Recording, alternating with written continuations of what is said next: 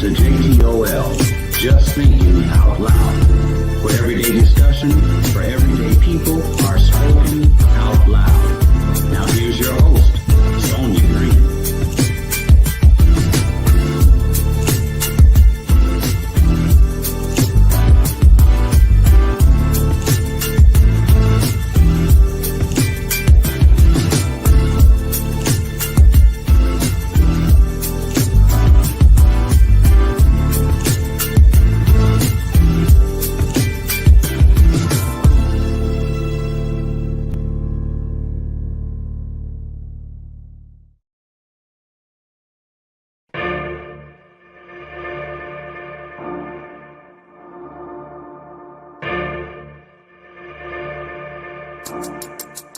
Media on the chain. Savage. Sports. Savage. Sports. Savage. Sports. We ain't taking no short. Savage. Sports. Savage. Sports. Savage. Sports. East, west, south, north. Savage. Sports. Savage. Sports. Savage. Sports. We ain't taking no short. Savage. Sports. What's up, everybody? Hey. So that was kind of the intro to say, hey. So welcome to JTOL TV Talk, where I am your host, Sonia Green. I'm so excited.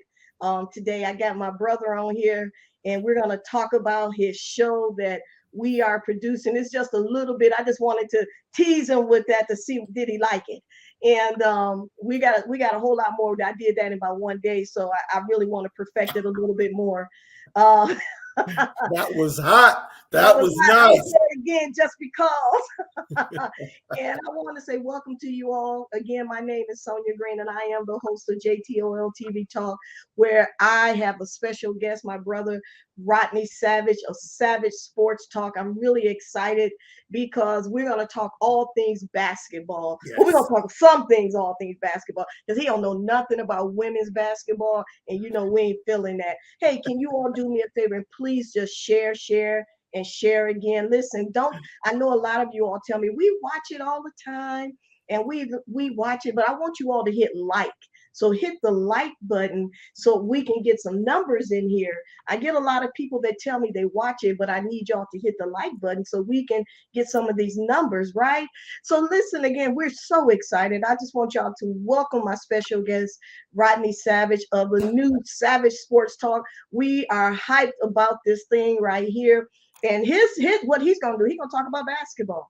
And so listen, I love basketball. Don't get me wrong. I'm from the era of bad boys, Detroit basketball. I'm gonna tell you the truth. I really wanted to fire, Mason. You know why?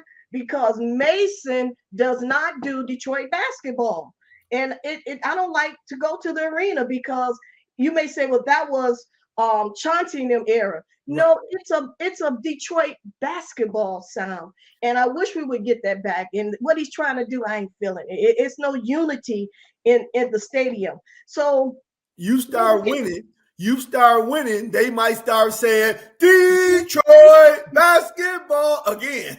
Come on, we need to do something, man.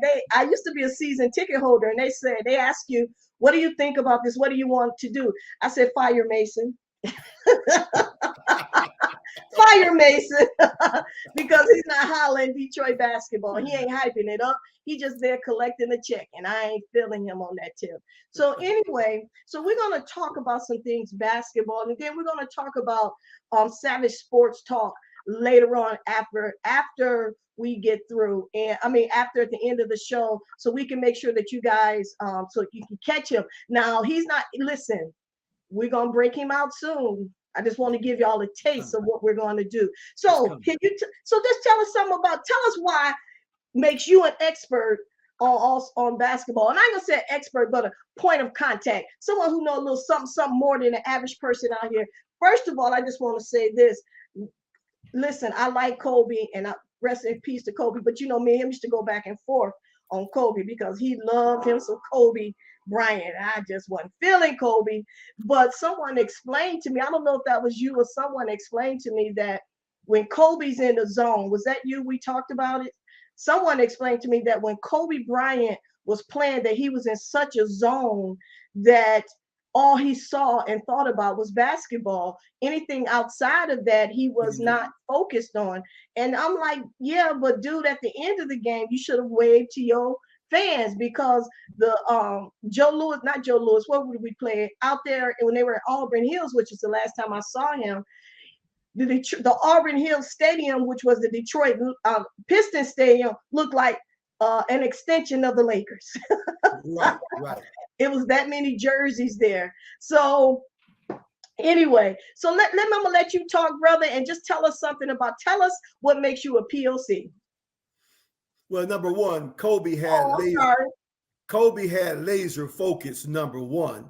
So Kobe had laser focus. So talking to the fans during the game and all that, that wasn't the Mamba mentality. Kobe, he zoned out. He was no longer Kobe Bryant. He was a Black Mamba. So that Mamba mentality was simply about destroying his opponent. So I wanted to throw that in. I also wanted to throw in that introduction was hot. I like it. Savage Sports. Thank you so much, my sister. But what Savage Sports is really about, I have a passion for talking sports. I have a passion for basketball. I've been playing basketball all my life. I come from a basketball city. On the other side of the state from Detroit, there is another basketball city. It's called Muskegon Heights Tigers. And so I'm from a basketball city. We love our basketball. We go hard.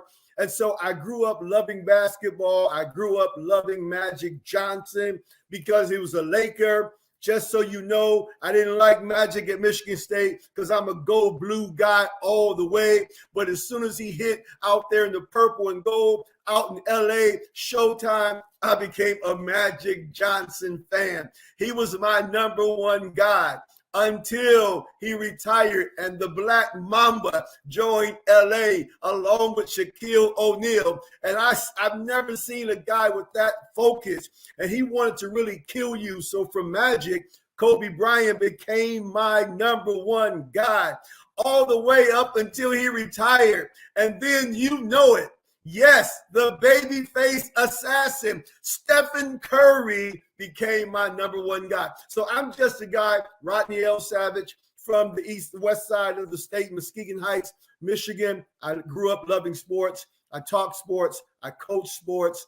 I've got a day job, but my fantasy job would be talking sports 24/7. I want Colin Cohar's job. I want his job. So I love to talk sports. I love to talk basketball. I can talk football. I can talk girls basketball. I can talk baseball, but not with the passion and not with the zeal and not with the fire that we talk NBA. March Madness. March Madness is hot right now. I don't know what you want to talk about, but March Madness is hot right now. Just let me say this about March Madness. The beauty of March Madness is one game. You only have to beat a team one time. See, it's hard in the NBA to beat a team 4 out of 7 times, because normally to beat a team 4 out of 7 times, the best team is usually going to win if you compete and you go at it that many times. But the magic of March Madness, the magic of the big dance is anything can happen. I mean, we just saw St. Peter's, a 15 seed, a mid-major school.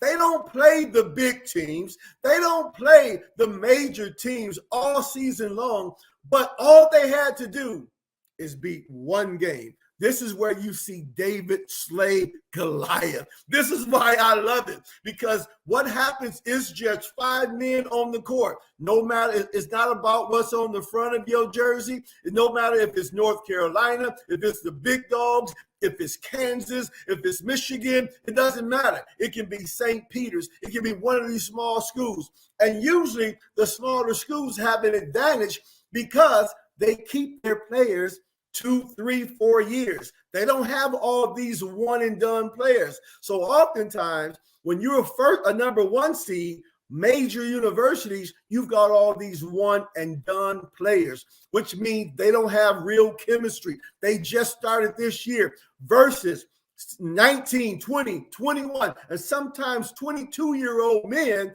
who've been playing together 3 and 4 years. Sometimes it's a setup for a setup. It's a setup for an upset. And I love seeing it. I love seeing upsets in March Madness. You just have to win one game. You win and you survive. You lose and you go home.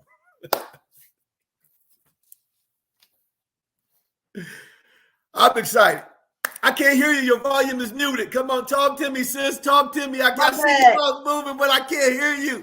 So let me tell you. So usually I play them, the March Madness brackets, right? And I usually do pretty good. Let me tell you how I do. I'm like, oh, I like that team. Oh, I like the name of that team, right? And I do pretty good. Michigan for me is always pick 2 teams. One is Gonzalez or Villanova. Gonzaga? You pick Gonzaga? Okay. I didn't play this year. Or Villanova. I particularly don't. UNC. I'm so tired of North Carolina winning. And Duke. We need a team to take Duke down, like the Fab Five. We need a team to take them down, just smack them down the peg. So let's talk about it. So Michigan lost they made it to the Sweet 16, right? Yeah, we made it to the Sweet 16. They didn't expect us to go that far. We played great basketball. Shout out to Juwan Howard, the original Fab Five, the heart and soul of our Fab Five team. He had his young men playing. They were playing. They were hungry, but they ran out of gas. They ran out of gas in the Sweet 16. And so, but to be honest, do you see this narrative that's brewing right now in March Madness and this Final Four in Coach K's last year? It's a narrative that they want Duke to win it, to send Coach K off into the basketball retirement with a championship. I'm not a Duke fan. That sounded kind of like a setup. That's kind of sounding like what's his name? The guy that played the football that went into retirement and came out, played for Michigan. I can't think of his name right now. Tom Brady. What are you talking about? Brady, the GOAT. Yeah, it sounded something like Tom Brady, that we're gonna ensure that he wins this Final Four. This March Madness. That's what it sounded like. I'm not a conspiracy theory, but it's kind of sounding like that. Anyway. But listen, before you don't even have to you don't have to switch sports to find where they wanted somebody to win, because in 2016, when the Cavaliers against my Steph Curry led Warriors, everybody know this believe land narrative. Everybody saw it coming. Everybody wanted LeBron to bring a championship to Cleveland. You saw the setup, but I digress. We're not talking about 2016. I'm getting ready to share. I'm getting ready to find Johnny O. I'm getting ready to send it to Johnny O because I digress. I don't know where that came from. Oh my God. You know I don't talk about LeBron on a regular basis. So I don't know where that came from. Well, I think what I've been hearing, LeBron has been getting a lot of backlash. I've been reading some news articles on him, and people are getting tired of, people are getting tired of that. And for me personally, I'm kind of like the bad boy era. As far as the Detroit Pistons, I just want to holler about them for a minute. To me, they're trying to make Detroit Pistons into a Showtime team. And in this area, we are not Showtime material. I wish we could get Draymond Green, my brother from another mother, to be on the Pistons, because it would change the dynamics of the team. So can you imagine him coming on, and you got this new boy, Cam Cunningham, and then you have Bay, we just talked about him. We're talking about Detroit Pistons, and how that front three will be so dope. That would be amazing. Cade Cunningham is a franchise player. It took him a minute to get used to the speed of the game, to get used to the NBA. But second half of the season, he's definitely showed why he went number one. Oh yeah. So I will say Detroit basketball is back. You may have to wait until next year, but just like you mentioned, Sadiq Bey, Jeremy Grant, Mike, Marvin Bax. Listen, they've got, and then that Isaiah Stewart, he's gonna put the hard hat on like Detroit is known for and do the work. And so they're building that culture, that bad boy culture, that grinded out culture, that we're going to stop you and break you down culture. That's the Detroit culture. They shouldn't ever try to build a Showtime in the Motor City. Detroit, they're the hard-working, grinded out, put your hard hat on, and that's the culture that they're building in Detroit. Listen, I'll be honest, early in the season, nobody wanted to watch the Pistons, but now people want tickets at Little Caesar Arena. Yeah. If you got any tickets, sis, just call me. I'm ready to come down to Little Caesars Arena. I'm just going to be honest. I just like the VIP sections where I can eat and drink for free. You just got to put me in. That's what I like. So, listen, I'm trying to work some strings. I got a few connections. So as soon as we get this sports things going, we're going to believe that there are going to be some doors opening. Then we'll have some access. You know what I mean? But I feel you. I think, and we're going to get off the Pistons. But what I love about it is that, listen, one of my favorite players is Kevin Garnett. You know, I love me some Kevin Garnett. And I wish we can get him in here. And that's just my personal opinion. But I believe we're looking good. Like, I was really enthused to watch them play. And then what I want them to do is learn how to endure in the fourth quarter. They play all third quarter-ish and got all the energy. But fourth quarter time, they done ran out of gas. Then it's the one person I'm trying to win the game. And you still have to have that team mentality. So what's your thoughts on that? Well, that's a symptom of a young team. Okay. That fourth quarter is clutch time. It's the closing quarter. It's the hardest quarter to play. It's easy to play in the first half, the first two quarters, coming out of halftime. But in fourth quarters, winning teams, they raise the they raise the bar. Good teams are going to get better and more. They're going to intensify the defense. There's going to be a greater focus on execution, on the offense.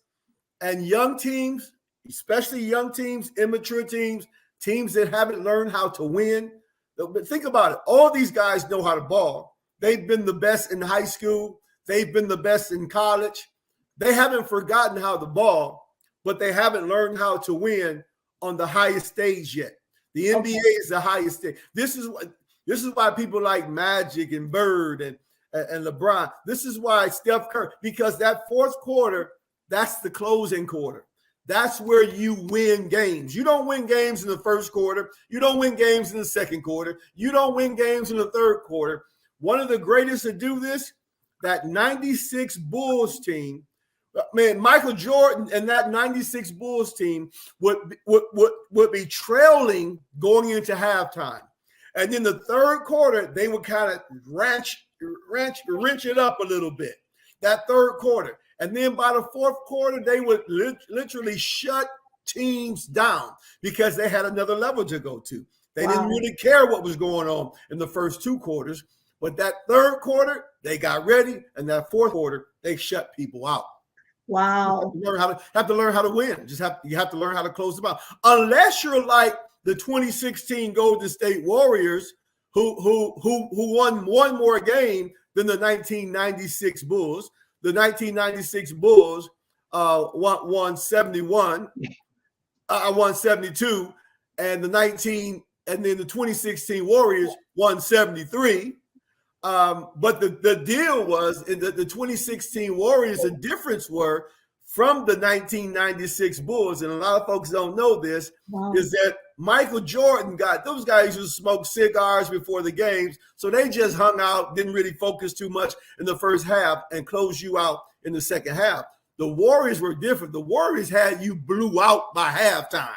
Wow. And then they would they would take off in the third quarter, and Steph Curry, even though he won he won the scoring title in 2016, he didn't play many fourth quarters because they were already up by so much. Wow, what a great strategy. So listen, we're going to take a commercial break, and then when we come back, let's talk March Madness. All right? Let's talk So March Madness. Yeah, so listen, you all, can you all please do me a favor? By the mercies of God, can you all please just share it? We're having a great conversation. I'm introducing one of our shows, Savage Sports Talk. I'm so excited. We've been talking about this for a minute, and I'm really excited to have him on here. And we got some good stuff coming up. So listen, this is JTOLTV Talk. I am your host, Sonia Grimm, with my special guest, Rodney Savage Sr. Of Savage Sports Talk. We'll be right back. Sonia Green, I have my special guest, Rodney Savage of Savage Sports Talk, right here on JTOL Productions. I'm so excited to have them on here. So we just got through discussing a little bit about the NBA, and we're going to always talk about the Pistons. Listen, I'm a diehard Piston player. You know, I always say they need a woman coach. I'm a diehard Lions player, fan, which I always say they need a woman's coach. The same thing with the hockey and baseball. So I always say they need a woman coach. I think, you know, hey, you need to do something. I just read something where the NFL has to hire women. Something I just read that today, but that's another subject for another day. So let's talk about March Madness. So, man, it's been such good. I love St. Peter's, man. Didn't you have some? I thought I saw you write something about the coach that's for that was the coach of St. Peter's. Didn't you say you knew him and get some relationship to you? Who was that you said something about that team? No, I thank you. I was talking about my nephew. My nephew, Aaron Horn, is the assistant coach of the South Dakota girls team, who just lost. They lost to Michigan in the Sweet 16 as well. Yeah, so he's yeah. So and that was a lot of tension because this is my nephew, so I'm rooting for him to win, but he's playing Michigan, and so I'm rooting for my Go Blue Wolverines, and so that was a tough one. You know, either way, I was going to feel some tension, I was going to feel some pain, and I was going to have some joy either way. So no, I did not know the coach of St. Peter's. I knew he played in the NBA. I knew he had great basketball experience and great basketball knowledge, and he's such a motivator. And so he's taking the Seton Hall's job for next year, and so they've already grabbed him up from that smaller mid-major. So he's going to be head coach of Seton Hall next year. So. What? Already. The money, because what they said, their budget for St. Peter's was like 1.6 million. It wasn't a 7 million. It wasn't a big budget. No, as most school, because it's a small school. Right, exactly, small school. But where he is right now, yeah, show me the money. He's earned it. He motivated those kids. He took over that program. They had a losing record, built it up, kept building, kept motivating, kept recruiting, he said he recruited people like him. He was a smaller basketball player, a smaller guard where people always underestimated him and counted him out. And he always felt like he had to prove himself. And so he said he went to recruit people like that. Some of the people that he recruited, nobody else was recruiting. He would just give them a shot. So kudos to Coach. And I'm wishing him the best at Seton Hall. So tell me, so what do you think? So who's going to win March Madness? Who's going to be the top of the poll? Who's going to cut them nets and take them with them?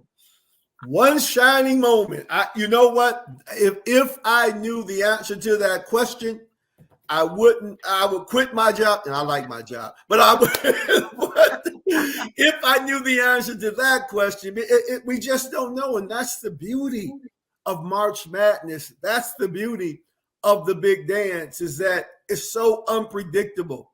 It's no way for you to know, because unlike the NBA, it's not yet about skill sets. It's about hunger, determination, and these young guys will to win. It's about a coach that can motivate and say the right words and get the most out of his players. And so right now, oftentimes you have to find the narrative. Why? What is the why? Why are you playing? For instance, a lot of people don't know Kansas, they have a chip on their shoulder because 2 years ago, right when the pandemic hit and they had to cancel the season, Kansas had just clawed their way to the number one seed, to the number one spot, to the best team in the country. And so 2 years ago, they were thinking this was our opportunity to win it all, and it was snatched from them because of COVID-19, because of a global pandemic. And so they didn't get a chance to play and finish it out to see what could happen. They had the potential, they had the momentum, and then it was snatched away from them. And so they're carrying that on their back. They're carrying that chip. They have something to prove right now. They think that they should have had a ring, a championship, a trophy 2 years ago. And now they're back to prove as a number one seed again, the Jayhawks are back. We're back. Now, that's a great narrative. You have the why. That's something that a coach can just motivate his players. But you also have Duke. Every player who played for Duke, they love Coach K, a beloved coach, the GOAT of college basketball, the most winningest coach in college basketball. What motivation do you have to send the winningest coach in college basketball off with his last championship? They're not just playing for themselves, they're playing for legacy. They're playing for Coach K. So to me, I'm looking, even though I like North Carolina, even though they're eight seed, they're playing good basketball. A great coach, Hugh Davis, had to have a great coach who was an NBA player. You could always tell he was going to be a coach. I like Villanova. I like North Carolina, but I think the narrative that Kansas has as the number one seed and Duke has as the number 2 seed, I think they're going to collide in the championship game. Now, from there, sis, I don't know. It's just because it's one game. That means if someone gets injured, if someone fouls out, if someone goes cold, it's one game and anything can happen. Wow. So let's just do this. So I like Kansas. I've always chosen Kansas, but I will never choose Kansas over Michigan. I just want to say that. But if Michigan, I think Kansas has a good heart. So let me ask you something. A lot of times with these teams, they kind of, they win so much, they lose the heart of it. It's just something, they're supposed to do. So Duke is playing now for Coach K, right? This is last season. He's retired. We got to do it for him. And then you got Villanova, who usually is in somewhere in the Final Four or the Final 8. They've always finished somewhere up in there. So tell me what you think of that. Even we got North Carolina. Another one who thinks it's like, well, we're supposed to be here of the elite. So tell me, do you think within their own heart, because I want to talk about their players. So let's just talk about Houston right now. What happens? What do you think? What can make Houston go all the way to the final? Houston. Did you say Houston? I guess I did. Houston's not even Houston, and I love Houston. Wait a minute. Am I talking about it right? We're in the Final 8, right? No, we're in the Final 4. Houston already lost. My bad. Houston's gone home already. They played tough. So we only got Duke against North Carolina. I see it. And Kansas against Villanova. So it's only 4 teams right now. So I believe Kansas is going to whoop Villanova. I think it's going to be a good game. I think it's going to be a close game. But I think Kansas is going to pull it out. But I kind of feel Villanova got a little bit of sugar left in their tank, and they might do something in that last maybe 10 minutes of not 10 minutes, last 5 minutes of the game. What's your thoughts on that? Who's the star player? Let me say this. I agree with Villanova. They're always a scrappy team. They're a grinded out team. They're not going to quit. That's not in them. East Coast, they're not going to quit. They're not going to beat themselves. You're going to have to beat them. Kansas is going to have to beat them. But I think Kansas has what it takes to hold them off. As you're right, because as I talked about in the fourth quarter, clutch time, some people call it crunch time. Villanova's going to come hard. That pressure, that defense. But I think Kansas I think Kansas is well coached. I think they'll stick to their offensive game plan. I don't think Villanova will be able to speed them up to cause the turnovers that will be needed to catch up. And so I'm with you. I think we're going to see Kansas prevail. And hang it. Listen, you start talking about. I know those players, but I know the Houston players. I've watched. We're watching in March Madness. Since we're watching so much basketball, to call those names is different than in the NBA, where you know who they are. It's changing so much in college. So I would have to look up who the guards are, who they are. But I know Kansas. They're big. They're going to be bigger. They're going to dominate in the paint. And that's also, as I shift, I know we're getting ready to go to Duke and North Carolina, but that's also going to be the strength for Duke. They're bigger, and they're going to dominate in the paint. But so I'm with you. I'm picking Kansas over Villanova. I think it's going to be 64-58. That sounds like a good number. I'm writing that down so I remember 64-58. So it's not going to be a very high scoring game, but Kansas is going to be able to score. But you know what? I think Duke and UNC is going to be a scrappy game. I think it's going to be you're going to respect that lane. I think it's going to be very physical because Duke is that kind of team. And I'm really looking. I think I'm going to watch it. But you know what? And I'm going to tell you, I prefer now, since I don't know who done changed the flavor of the game where it becomes so wimpy and so soft in the NBA. But what I love about college, I do watch March Madness. I always watch Michigan games, but I do watch March Madness. And in watching that, you see, it's like St. Peter's, a Cinderella team, came from nowhere to become, dropped out in the final 8, right?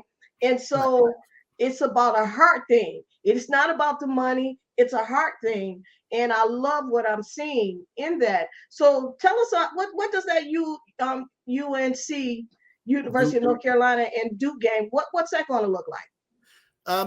I think it's going to be close early. I think Duke's height, their height is going to overwhelm North Carolina eventually. So I don't think this game will be as close as the Kansas-Villanova game. I don't think North Carolina has the dogs that Villanova had. And I shouldn't use, I don't want to say the word dogs because I'm on radio now. I'm not just talking. I don't want to call players dogs. I'm sorry about that.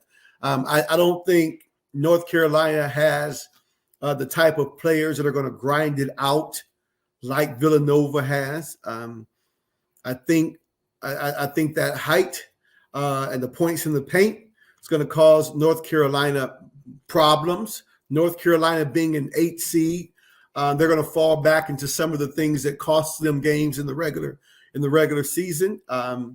And so I'm predicting a larger victory from Duke over North Carolina, then Kansas over Villanova.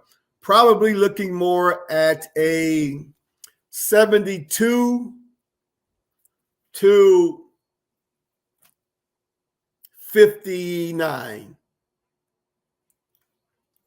I'm gonna go with 60-something and 50-something. I just think it's gonna be a tough game just from watching them in the past. Even though they got some great shooters, Duke has always had great shooters. Yeah, they do. They do. Yeah, they've always that's what they that's just a great school to play for if you wanna. You guaranteed to go to the NBA if you do good there. So this is great. So listen, we're gonna take another break, and I want to maybe just for about 5 minutes, I want to let's talk about the NBA draft and what do you think? If you got some information on it, what does Detroit need? Is there all these college players? How many are going to drop out of college and go into the pros? If you have any idea. That I know I'm throwing a lot at you, but that's because I'm just throwing stuff off my head. You're the POC, as we say on my job, point of contact. You're the subject matter expert compared to me. So just a thought, and you don't have to expound on it. We just want to touch on it a little, and Okay. what could, what would make me want, what would make people, as the Detroit Pistons, put people in the seats. That's what we're going to talk about. What's going to make them put people in the seats, right? So listen, y'all, we'll be right back. We're going to take a station break. And this is JTOLTV Talk, where I am your host, Sonia Green, with my special guest, Rodney Savage of Savage Sports Talk. Listen, we're talking all things sports. I know a little bit. I ain't the expert, but I ain't dumb either. But I'm not as smart as this man, talking all things basketball. So we'll be right back after this station break. Please share with your mama, your daddy, your sister, your cousins. Listen, we ain't asking for no money. That's all we asking you to do is share the love. We'll be right back.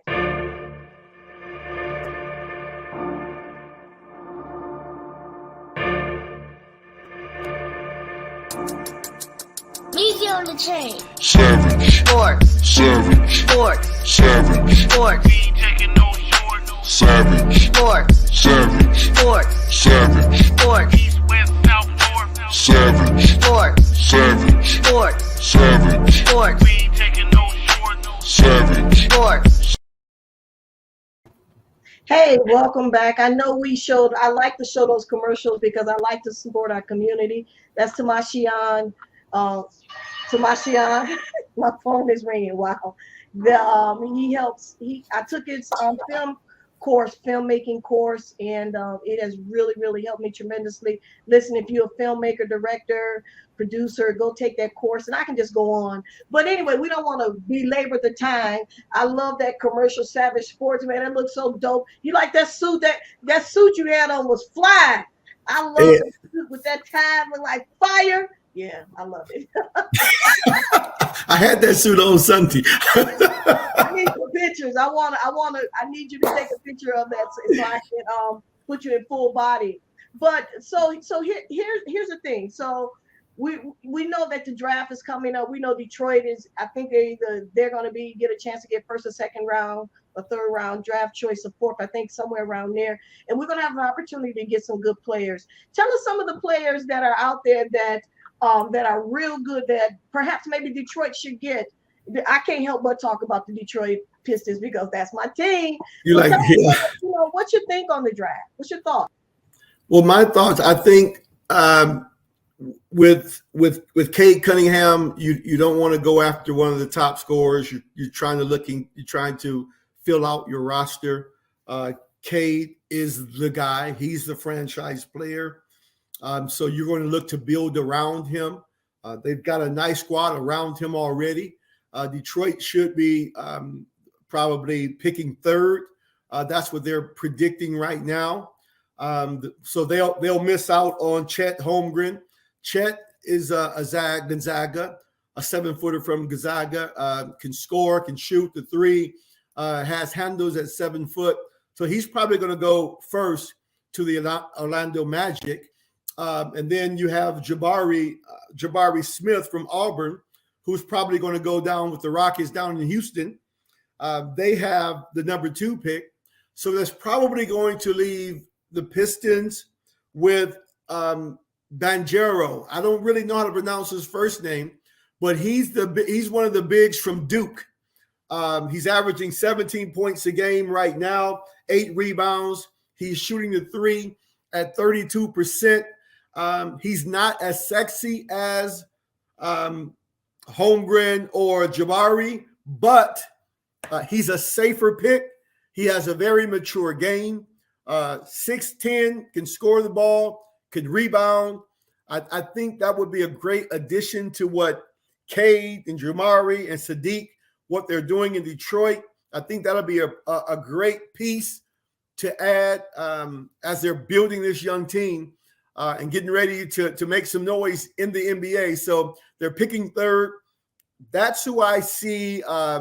Because, I mean, think about it. You want Cade to have the ball. It's Cade's team.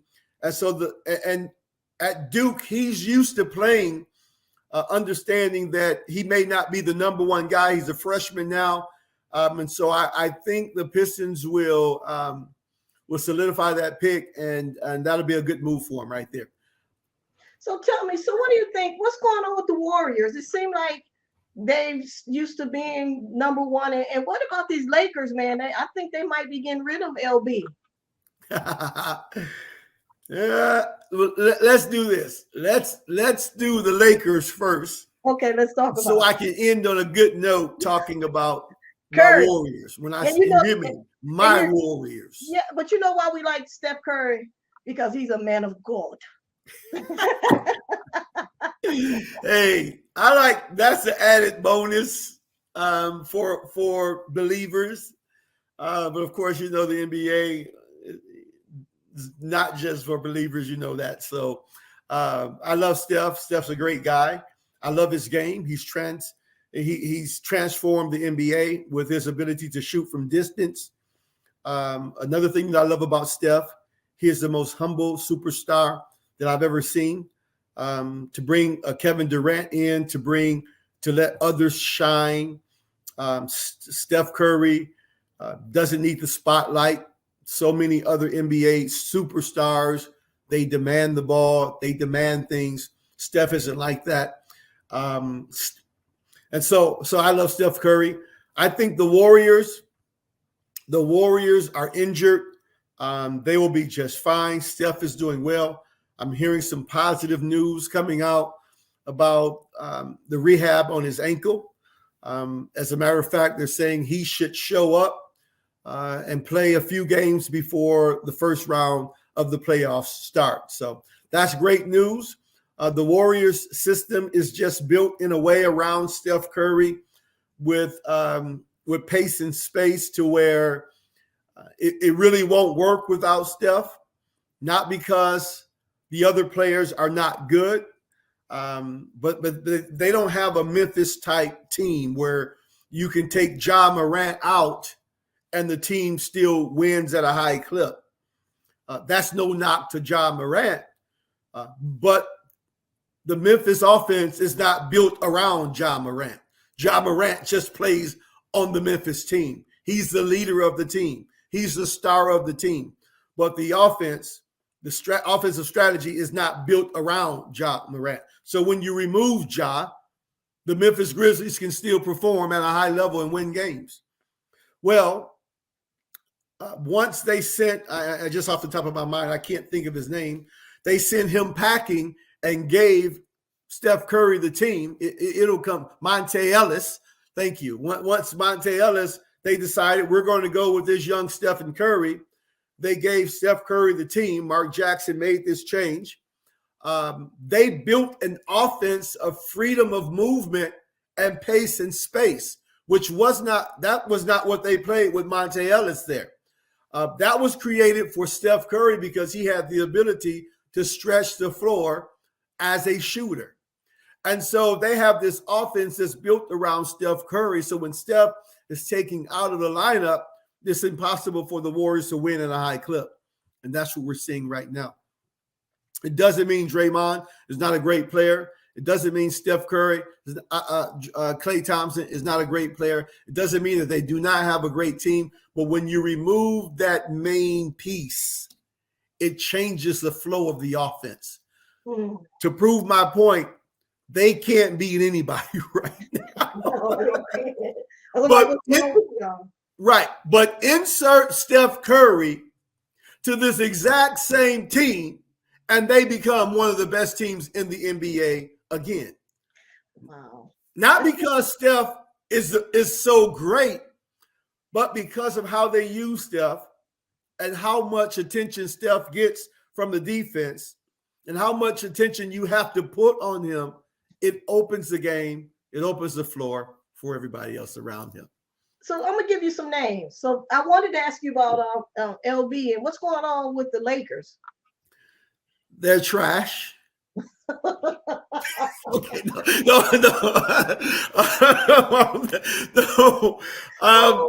Really, LBJ. LeBron is not trash. For the record, on my first, this is really not even my first show, but my first chance, LeBron James is a once in a lifetime talent, the greatest talent of this generation, top 5 NBA player of all time.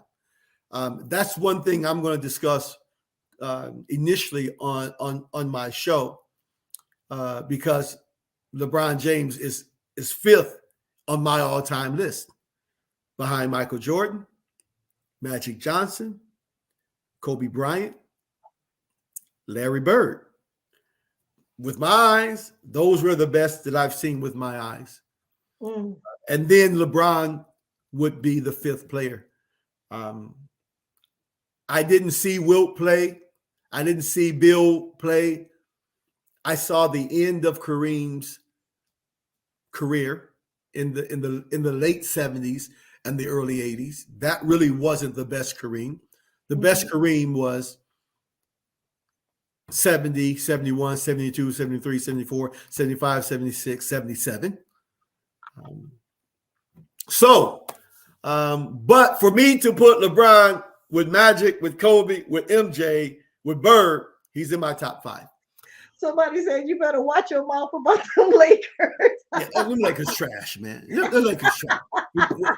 They don't play defense. They can't shoot threes. Listen, let me just say this. They are like 10 games under 500. They're in the 10th spot. You have the nerve to ask me about the 10th place team in the West. We shouldn't even talk about a 10th place team in any conference.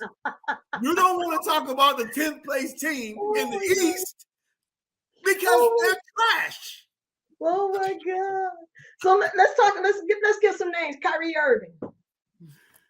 Kyrie is a special talent.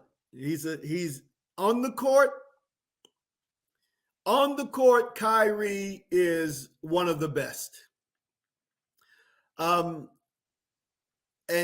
coming off the game that he just had the other day, it's hard to say. But Kyrie has been inconsistent. Kyrie has not been there for his team. Kyrie has been divisive on a few teams. But I like Kyrie because I respect his basketball game. I respect his skill set. I don't think KD and Kyrie are a good fit to win a championship because both of them shoot too many 2-point shots. They're both ball dominant and they both shoot 2-point shots.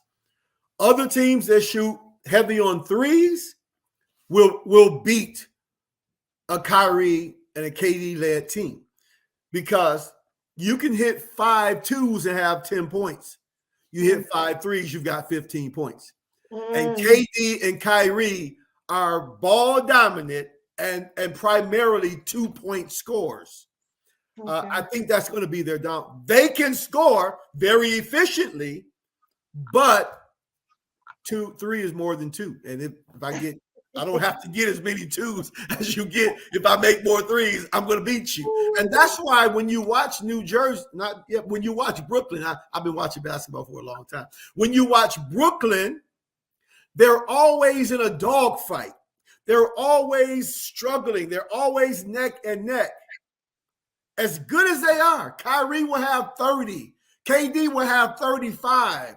And they'll still be neck tied or up by 2 or down by 2. It's because they take 2-point shots. They're never going to blow a team out. They're never going to get that separation because other teams are shooting more threes. So basically, you call them ball dominant. We call them ball hogs. Anyway, you was being nice. Yeah, I'm being nice. I like KD and Kyrie. So Kyrie kind of reminds you of AI. Allen Iverson. You kind of that mentality. I'm that good. I'm this, that. You know how Allen Iverson always was talking about himself in the third person, and now he's more humble, right? He's more humble, but it took the fall of it. So let's talk about some more ball hogs. Westbrook.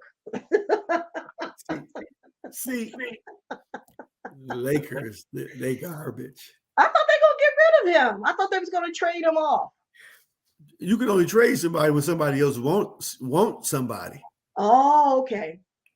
What Russell Westbrook is let me say these few quick things real quick. Number one, he makes his contract is hard to. No one wants to accept his contract because he's making way too much money. I'll take that back. One thing that I'm going to do, I'm never going to talk about what people's money. I don't want to get players' pockets. So get all the money you can. Let me just make that statement.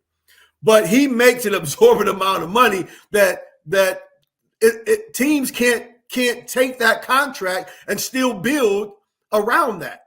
And so that's the first problem.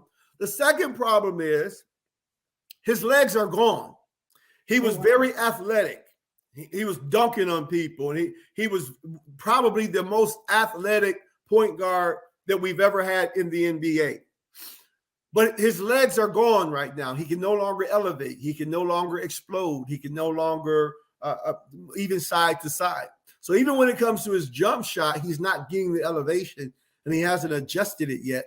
So it's almost like he forgot how to shoot. I remember watching Michael Jordan's his first show with Bugs Bunny.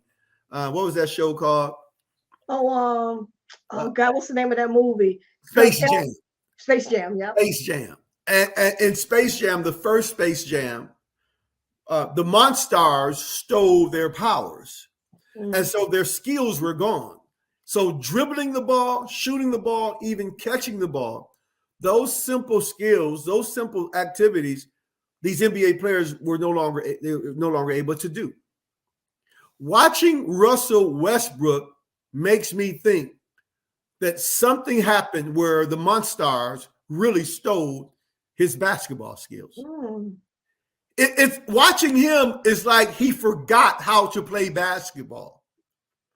Watching him is like, dude, you don't fit. It's like Sesame Street. One of these things are not like the other. It's like, Russ, you're not supposed to be out there with those professional athletes because you no longer look like you have a professional skill level. And it's embarrassing. And then the confidence part comes in, and now it's in his head. Now he's being booed. Now he's listening to what everybody is saying. And so, I don't know if it'll get better. I don't know if he can get it out of his own head. You start making excuses about, your wife and kids don't want people calling you names. At that point, you're losing it, man. You can't. You were the same one that was calling KD a cupcake and putting a cupcake shirt on, making fun of him. Now we get to the point you're crying about people talking about you. It don't work like that, Russ. It don't work like that, bro. So listen, we're at the end. Dish it out. You got to be able to take it. From the hood, he should know how to handle that. Get over it. Thank you. So listen, we're getting ready to wrap it up, but I want to talk about this. Who's going to win the final? Who's going to the NBA Finals? I really believe in the East, Milwaukee. I think Giannis Antetokounmpo is the most dominant player in the NBA right now.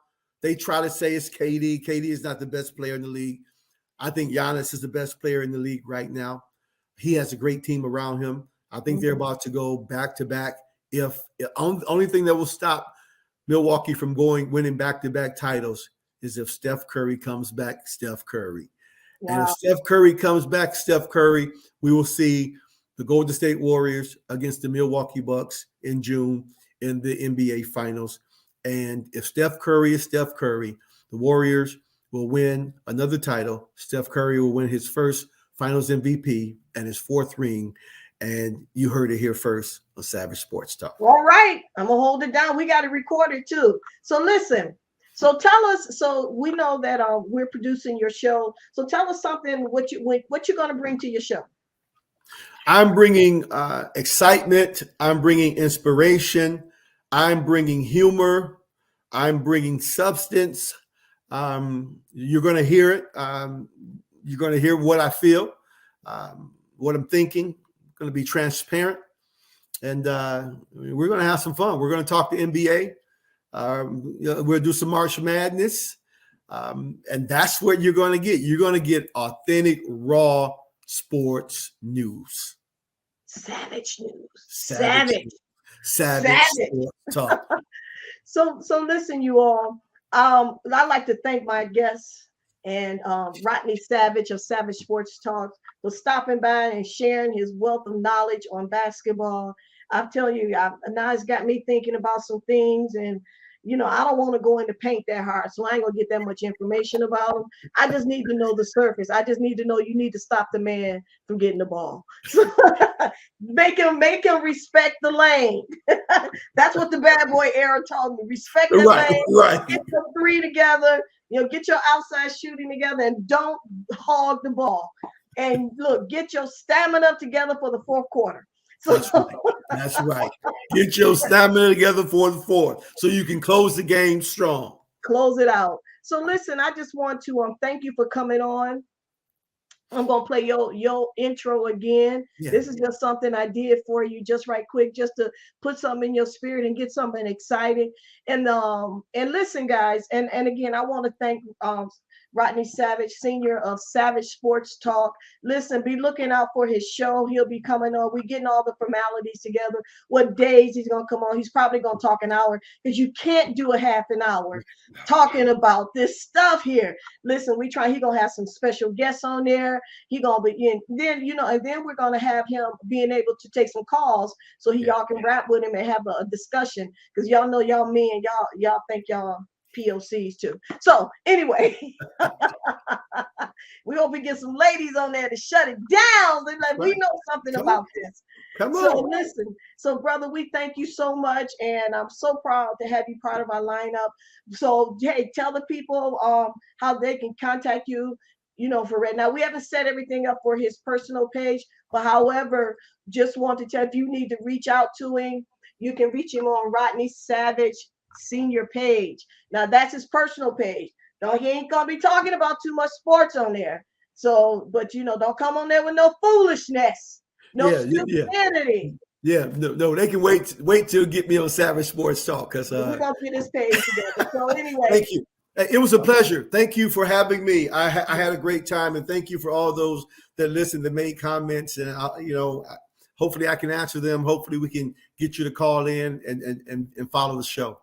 All right. So, brother, just hold on. I'll put you in the green room, and we're going to get this together. So, hey, y'all, thank y'all for watching JTOLTV Talk, where I am your host, Sonia Green, with my special guest, Rodney Savage, Senior of Savage Sports Talk. Listen, I'm so excited that he is part of our production, and we're looking for great things from him and looking for an exciting show, man. I've learned so much in just this hour he have shared, and he's even increased my knowledge, and that's what we want to do. And he made it so simple and broke everything down. But listen, hold him to his points.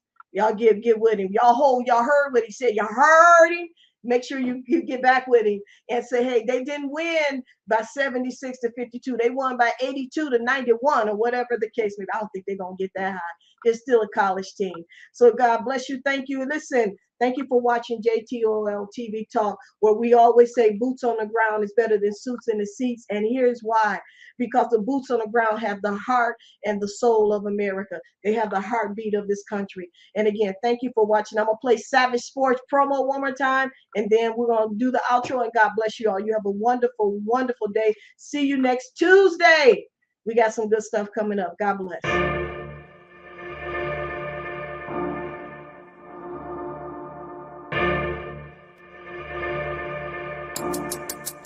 Easy on the chain. Savage. Sports. Savage. Sports. Savage. Sports. We ain't taking no short. Savage. Sports. Savage. Sports. Savage. Sports. East, west, south, north. Savage. Sports. Savage. Sports. Savage. Sports. We ain't taking no short. Savage. Sports.